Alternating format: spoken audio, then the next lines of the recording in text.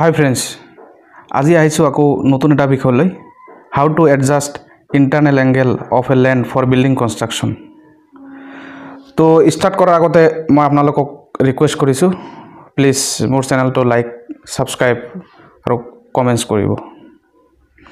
আপোনালোকে বহুতে চাই ভিডিও কিন্তু সাবস্ক্ৰাইব নকৰে, লাইক নকৰে, কমেন্ট নকৰে।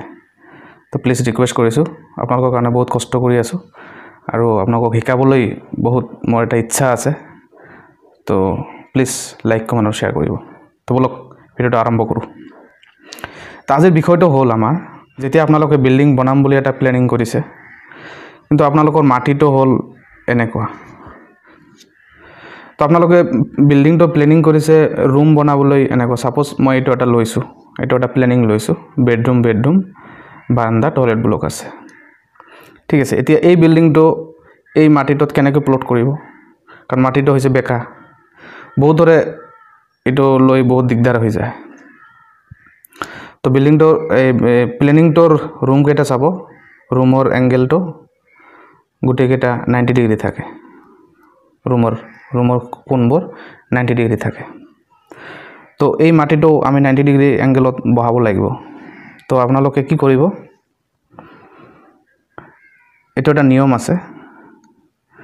ধৰক আপোনালোকে বিল্ডিংটো এইটো ইয়াৰ পৰা স্টাৰ্ট কৰিব সাপোজ।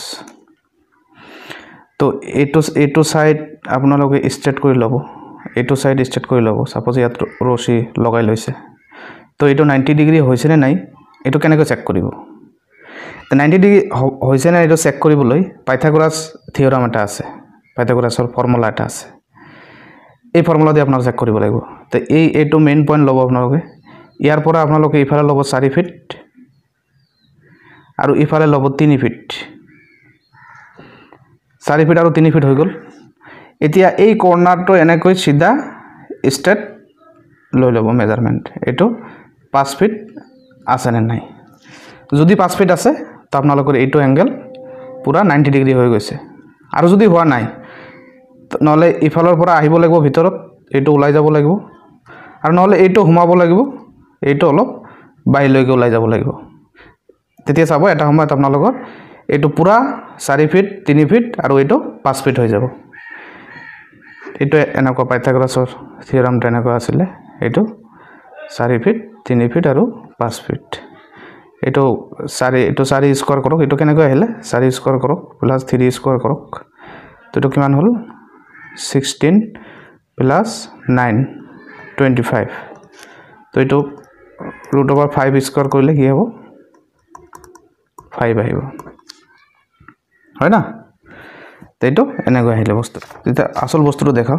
নেক্সট যেতিয়া আপোনালোকে বিল্ডিংটো য'ত প্লটিং কৰিব তেতিয়া চাওক কিমান ধুনীয়াকৈ মিলি যাব বস্তুটো প্লটিংটো।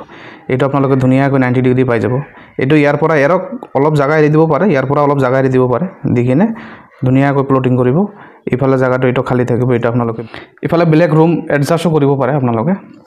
এইটো ধুনীয়াকৈ 90 ডিগ্ৰী মিলি যাব। তাৰপিছত আপোনালোকে কাম ষ্টাৰ্ট কৰক, ক'ত কলম বহিব, ক'ত কি বহিব নবহিব এইবোৰ বহাই দিয়ক, আপোনাৰ এই এংগেলটো মিলি যাব। তো এইটো কেলে দেখালোঁ, এইটো আজি এটা ছাইডত প্লেনিং কৰিব গৈছিলোঁ, প্লট কৰিব গৈ এই মাটি এৰিয়াটো এনেকুৱা বেকা থকাৰ কাৰণে মালিকে বহুত মানে ঘৰ ওনাৰ যোনটো বহুত টেনশ্যনত পৰি গৈছিলে কেনেকৈ জেগাটো মিলাম, কেনেকুৱা ঘৰ হ'ব। তো পিছত এনেকৈ মিলাই দিলোঁ বস্তুটো, খুব ভাল পাইছে। যদি আপোনালোকৰ ভিডিঅ'টো ভাল পাইছে প্লিজ লাইক কমেণ্ট আৰু শ্বেয়াৰ কৰিব। Thank you so' much.